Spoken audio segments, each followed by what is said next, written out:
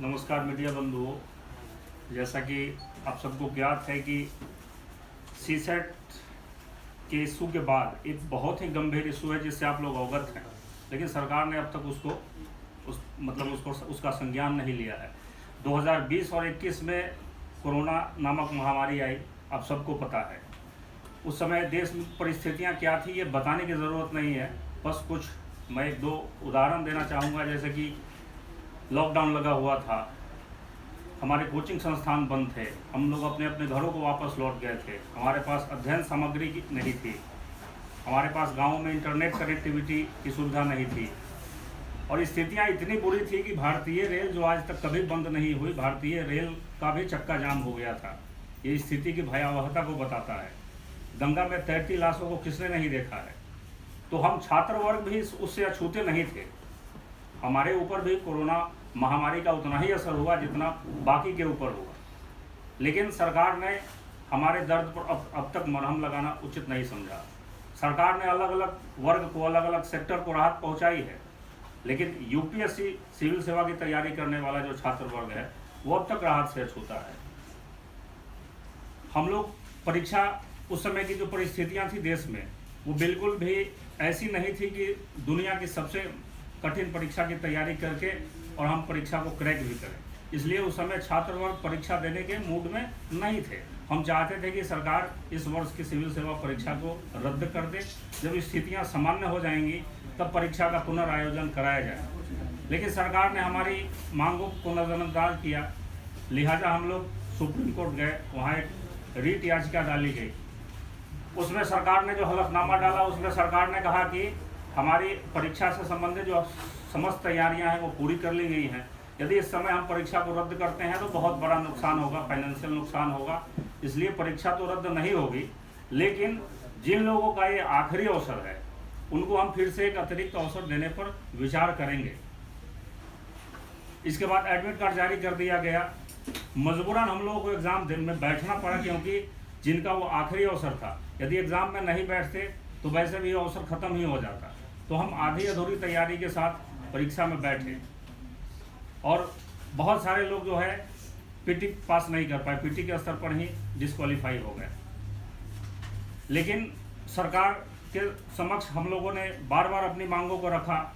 Multiple times हमने PMO में अपने रिप्रेजेंटेशन दिए, ये सब सारी फाइलें हैं हमारे पास, लेकिन सरकार ने अब तक उसका कोई संज्ञान नहीं लिया है। जबकि जो संसद की समिति होती है, हर विभाग की एक संसदीय समिति होती है, तो यूपीएससी आता है डीओपीटी के अंतर्गत। डीओपीटी की जो संसदीय समिति है, जिसको सुशील कुमार मोदी जी चेयर करते हैं, उस समिति की 112वीं रिपोर्ट आई 2022 में। उसमें स्पष्ट लिखा हुआ है कि कोरोना महामारी से यूपीएससी के छात्रों का बहुत नुकसान हुआ है, अतः सरकार इसकी भरपाई के लिए इन्हें अतिरिक्त अवसर और तदनुसार आयु सीमा में छूट प्रदान करे। केंद्र सरकार ने भी अलग अलग भर्ती परीक्षाओं में राहत दी है, जैसे कि एसएससी जीडी में 3 साल का रिलैक्सेशन दिया। ये डीओपीटी का नोटिफिकेशन है। एसएससी जीडी में जो दिया गया है 3 साल का रिलैक्सेशन, ये डीओपीटी का नोटिफिकेशन है। मैं रिलेवेंट पार्ट केवल पढ़ना चाहूँगा कि इसमें क्या लिखा गया है। लिखा गया है कि due to unprecedented COVID pandemic, it has been decided by the government to grant 3 years age relaxation beyond respective prescribed upper age limit for all categories of candidates as one-time measures for this recruitment. सरकार ने SSC GD को दिया, SSC CGL में as reckoning policy को बदला, जिससे भी बहुत सारे छात्र लाभान्वित हुए। अग्निपथ स्कीम में आर्मी अभ्यर्थियों को 2 साल का रिलैक्सेशन दिया गया, आईआईटी में दिया गया, सीए एग्जाम में दिया गया। लेकिन यूपीएससी के छात्रों ने कौन सा गुनाह किया है? हमें राहत से अछूता क्यों रखा गया है अब तक? जो राज्य लोक सेवा आयोग होता है वो भी संवैधानिक संस्था है। 18 से ज़्यादा राज्यों ने अपने यहाँ लोक सेवा आयोगों में जो है वो दिया है, छूट दिया है। उसके लिए भी मेरे पास पेपर्स पड़े हुए हैं, लेकिन यूपीएससी के छात्रों को अब तक कोई छूट नहीं मिली है। इसको लेकर के हम लोग फिर सुप्रीम कोर्ट गए। सुप्रीम कोर्ट में एक रीट याचिका डाली गई, अरिजीत शुक्ला बनाम यूनियन ऑफ इंडिया। इसमें सुप्रीम कोर्ट का फैसला आया। सुप्रीम कोर्ट कहता है कि जो संसदीय समिति की रिपोर्ट है, जिसमें छात्रों को अतिरिक्त अवसर और आयु सीमा में छूट देने की बात की गई है, सरकार उसको मद्देनज़र रखते हुए इन छात्रों को राहत दे और 2 सप्ताह के भीतर इनकी मांग जो है उस पर विचार करे।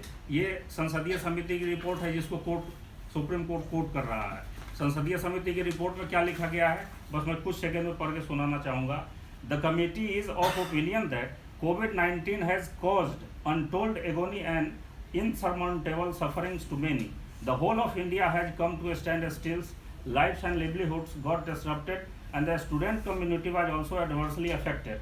Keeping in view of the hardship faced by the student community during the first and second COVID waves, on 20 और 21, the committee recommends the government to change its mind and grant extra attempt with corresponding age relaxation. ये DOPT की report है। इसको supreme court Arijit Shukla versus union of India case में court करते हुए कहता है कि सरकार इस पर 2 सप्ताह में विचार कर ले, लेकिन सरकार इसको भी ठंडे बस्ते में डाल दे रही है।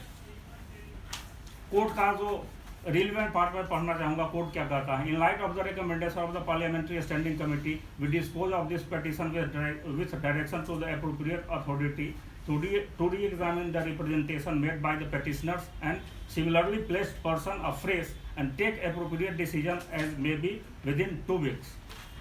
लेकिन जो माननीय मंत्री जी हैं, संबंधित मंत्री डॉक्टर जितेंद्र सिंह जी, वो सदन में भी बार बार गलत बयान देते हैं कि ये लोग सुप्रीम कोर्ट गए थे और सुप्रीम कोर्ट ने मना कर दिया, इसके कारण हम इसमें अब कुछ नहीं कर सकते।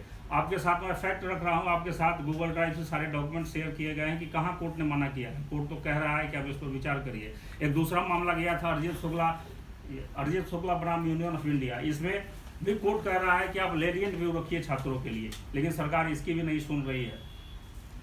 हमारे समर्थन में हमारी जो मांग कितनी जेन्युइन है, हमारे समर्थन में लगभग 150 सांसदों ने प्रधानमंत्री जी को और डॉक्टर जितेंद्र सिंह जी को चिट्ठियां लिखी है। इतने सांसदगण यदि प्रेजेंट एंड वोटिंग से सदन में वोटिंग कर दे तो कोई बिल पास हो जाता है, लेकिन फिर भी हमारी मांग पर अब तक कोई संज्ञान नहीं लिया गया। आयुषी जी ने सीसेट की बात कही है, उसमें कुछ बातें और जोड़ना चाहूँगा। साजिश के तहत कोविड और सीसेट को आप लोग अलग करके मत देखेंगे। 2020 से ही कोरोना पैंडेमिक आई और 2020 से ही साजिश के तहत सीसेट के पेपर को इतना टफ बनाया गया है कि ग्रामीण पृष्ठभूमि के जो छात्र हैं, जो गैर अंग्रेजी भाषी छात्र हैं या अन्य भारतीय भाषाओं के छात्र हैं, उनको बाहर किया जा रहा है। यूपीएससी की जो 72वीं रिपोर्ट है, वो रिपोर्ट कहती है कि 2020 में हिंदी माध्यम के केवल 470 लोग पीटी पास कर पाए और 2021 में वो संख्या और घट करके केवल 2020 में 486 लोग पास कर पाए पीटी और 2021 में वो संख्या और घट के 470 पर आ गई।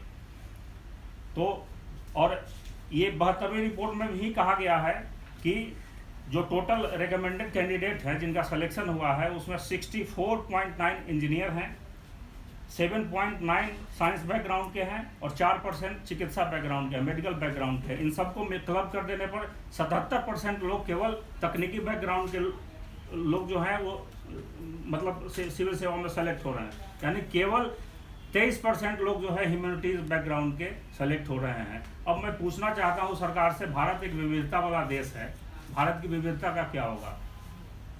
आपकी जो भाषा होती है, आपकी जो आप जिस भूगोल में रहते हैं, आपकी जो आर्थिक पृष्ठभूमि है, उसका आपके व्यक्तित्व पर गहरा प्रभाव पड़ता है। आज भी भारत में लगभग 25% लोग गरीबी रेखा के नीचे गुजर बसर करते हैं। ऐसे लोग के पास उतने पैसे नहीं है कि अपने बच्चों को पब्लिक स्कूल में भेजें, ये अपने बच्चों को सरकारी स्कूलों में ही भेजते हैं। और सरकारी स्कूलों की स्थिति ये है कि आज भी 8वीं 9वीं क्लास के बच्चों को बेसिक न्यूमरेसी नहीं पता है। ये बच्चे जैसे तैसे 10वीं पास करते हैं और उसके बाद ह्यूमैनिटीज़ के सब्जेक्ट से अपने आगे की पढ़ाई को जारी रखते हैं। यूपीएससी कहता है कि हम 10वीं क्लास का मैथ्स पूछते हैं सीसेट में, लेकिन उसमें कैट का और IIT JEE के सवाल डाले जा रहे हैं। अब बताइए कि जो ग्रामीण पृष्ठभूमि का छात्र है वो कैसे इन सवालों को टैकल कर पाएगा? तो हम तो मान के चल रहे हैं कि जो यूपीएससी पहले हुआ करता था यूनियन पब्लिक सर्विस कमीशन, वो अब धीरे धीरे Aahista Aahista urban public service selection commission बनते जा रहा है। निगवेकर समिति की बात मैं करना चाहूँगा, जो सीसेट से रिलेटेड है। ये सरकार की बनाई समिति है, हमने नहीं बनाया है, सरकार की समिति है। निगवेकर समिति कहती है कि ये निगवेकर समिति की रिपोर्ट है कि सीसेट की विसंगतियों को देखते हुए निगवेकर समिति ने कहा था कि यह शहरी क्षेत्रों के अंग्रेजी माध्यम के प्रतियोगियों को फायदा पहुंचाता है और ग्रामीण क्षेत्र के प्रतियोगियों के लिए कठिनाई उत्पन्न करता है। यूपीएससी ने 2019 में एक विजन डॉक्यूमेंट जारी किया था उसमें भी यूपीएससी ने सरकार से कहा कि आप इसको स्क्रैप कर दीजिए, सीसेट को स्क्रैप कर दीजिए, इसको रखने का कोई मतलब नहीं है। एक आरएसएस की संस्था है शिक्षा संस्कृति उत्थान न्यास, उसने भी सरकार से अनुरोध किया है कि सीसेट को आप हटा दीजिए, इसको रखने का कोई मतलब नहीं है, ये इनजस्टिस हो रहा है ग्रामीण पृष्ठभूमि के छात्रों के साथ। आगे जो एक और भी बड़ी समस्या है यूपीएससी में, वो है ट्रांसलेशन को लेकर के। जो ओरिजिनल क्वेश्चन पेपर है वो अंग्रेजी में तैयार होता है, उसको हिंदी में और अन्य भारतीय भाषाओं में हिंदी में ट्रांसलेट किया जाता है। ट्रांसलेशन में क्या है कि सब जो क्वेश्चन का इसेंस है वो बिल्कुल ख़त्म हो जाता है। एक मैं आपको उदाहरण देना चाहूँगा, ये 2020 का जीएस का पेपर है, सेट डी में क्वेश्चन नंबर 67। इसमें सिविल डिसोबीडियंस मूवमेंट को हिंदी में लिखा जा रहा है असहयोग आंदोलन, जबकि असहयोग आंदोलन के लिए सही ट्रांसलेशन है नॉन कोऑपरेशन मूवमेंट। ये दोनों घटना अलग अलग है। सविनय सिविल डिसोबीडियंस मूवमेंट का सही ट्रांसलेशन होना चाहिए सविनय अवज्ञा आंदोलन। सविनय अवज्ञा आंदोलन और असहयोग आंदोलन दोनों अलग अलग घटना है इतिहास में। एक 1920 में शुरू होती है, एक 1930 में शुरू होती है। अब बताइए कि जो बच्चे हिंदी का क्वेश्चन पढ़े होंगे और सविनय अवज्ञा के हिसाब से अपना उत्तर आंसर टिक किए होंगे, उनके साथ इंजस्टिस हुआ कि नहीं? जहाँ पॉइंट में लोग बाहर हो जाते हैं, वहाँ एक क्वेश्चन किसी का अगर आपके ट्रांसलेशन के कारण गलत हो रहा है। पॉपुलेशन अंग्रेजी का एक शब्द है जिसके लिए हिंदी में प्रसिद्ध शब्द है जनसंख्या, लेकिन यूपीएससी इसको समष्टि लिखता है। तो ये ट्रांसलेशन की जो समस्या है, इसके लिए भी आरएसएस से जुड़ी जो समिति है शिक्षा संस्कृति उत्थान न्यास, इसने भी 2019 में इसके लिए भी सरकार से अनुरोध किया है कि आप जो मूल प्रश्न पत्र है उसको हिंदी में बनाइए और फिर उसका अंग्रेजी और अन्य भारतीय भाषाओं में ट्रांसलेशन हो, ताकि जो इसेंस है उसका इसेंस खत्म ना हो। क्योंकि भारत में क्या है कि पढ़ाई लिखाई की भाषा अंग्रेजी है, लेकिन बोलचाल की भाषा आज भी हिंदी ही है। मैक्सिमम लोग आज भी हिंदी में ही बातचीत करते हैं। हमारे साथ हम सब लोग अंग्रेजी मीडियम के छात्र हैं, पढ़ाई लिखाई अंग्रेजी माध्यम में हुए, लेकिन बोलचाल बातचीत करने में हिंदी में ज़्यादा सहज होते हैं। तो अंग्रेजी मीडियम के छात्र भी हिंदी के सब क्वेश्चन को पढ़ते हैं। अगर कहीं दिक्कत होती है तो आपका हिंदी का ट्रांसलेशन ऐसा है, आप मंगल ग्रह से शब्द ला के डाल रहे हो। हम शब्द सीखते कहाँ से हैं? अखबारों के माध्यम से, टेक्स्ट बुक के माध्यम से, या सरकारी जो डॉक्यूमेंट है उसके माध्यम से। लेकिन आप पेपर के भीतर जो शब्द हिंदी के डाल रहे हो वो हम एग्जाम से पहले कभी सुने ही नहीं होते हैं। तो सरकार ट्रांसलेशन की समस्या पर भी ध्यान दे। एक मांग है, एक जो समस्या है 2018 से इसकी शुरुआत हुई है लेटरल एंट्री की। 2018 से सरकार लेटरल एंट्री को औपचारिक रूप से लागू कर रही है। लेटरल एंट्री का मतलब ये है कि चयन की जो प्रक्रिया है सिविल सेवा में वो कंपटीशन के थ्रू होता है। कंपटीशन के थ्रू सिविल सेवा परीक्षा नाम है उसका, सिविल सेवा परीक्षा के नाम थ्रू डायरेक्ट रिक्रूटमेंट होता है लोगों का। लेकिन सरकार इस प्रक्रिया को न मानते हुए सीधे जब किसी को संयुक्त सचिव के पद पर ला रही है उसको लेटरल एंट्री कहा जाता है। वो लोग 5 साल के लिए आते हैं, शॉर्ट टर्म के लिए, 5 साल के बाद फिर चले जाते हैं। अब यहाँ केवल स्टूडेंट वर्ग को ही इससे हानि नहीं है, हमारे लिए तो चलिए हमारे लिए जो कुछ रिक्तियां हैं वो कम, कुछ वैकेंसी कम आएंगी, लेकिन इससे राष्ट्र को, देश को भी बहुत बड़ा नुकसान है। क्योंकि यहाँ हितों के टकराव का मामला बन रहा है। वो निजी क्षेत्र के लोग हैं, निजी क्षेत्र का अभी भी उद्देश्य होता है लाभ को अधिकतम करना, जबकि सरकार का उद्देश्य होता है जनहित को अधिकतम करना। तो वो निजी क्षेत्र के लोग हैं, 5 साल के लिए सरकार में आए हैं, जिनके पास प्रशासन का कोई अनुभव नहीं है। वो 5 साल यहाँ काम करेंगे, किसके लिए काम करेंगे सोचने वाली बात है, क्योंकि उनको पता है कि 5 साल बाद में मुझे फिर कहाँ जाना है। तो वो जहाँ उनको जाना है 5 साल बाद और जहाँ से आए हैं उसी की बुनियाद इन 5 सालों में वो तैयार करेंगे। सिविल सेवा परीक्षा से जो चयनित होकर के लोग आते हैं उनके पास प्रशासन की ज़मीनी हकीकतें पता होती है, बारीकियों को वो जानते हैं। और 17 साल की सेवा के बाद कोई संयुक्त सेक्रेटरी के, ज्वाइंट सेक्रेटरी के पद पर पहुंचता है, लेकिन आप सीधे किसी को ला रहे हैं, तो ये भी एक बहुत बड़ा वो है। तो हमारी मांग है, अब हम अपनी मांगों पर आते हैं। हमारी मांग है कि सीसेट और कोविड, इन दोनों ने बहुत बड़ा नुकसान किया है, हमारे सपनों का कत्ल किया है।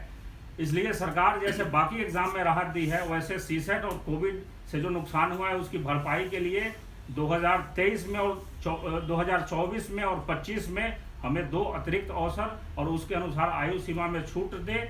उन सभी छात्रों को जो 2020, 21, 22 और 23 में परीक्षा में बैठने के लिए एलिजिबल थे, उन सबको ये अतिरिक्त अवसर और आयु सीमा में छूट दी जाए। लेटरल एंट्री को या तो समाप्त किया जाए या इसमें पारदर्शिता लाया जाए और इसमें सामाजिक न्याय का भी ध्यान रखा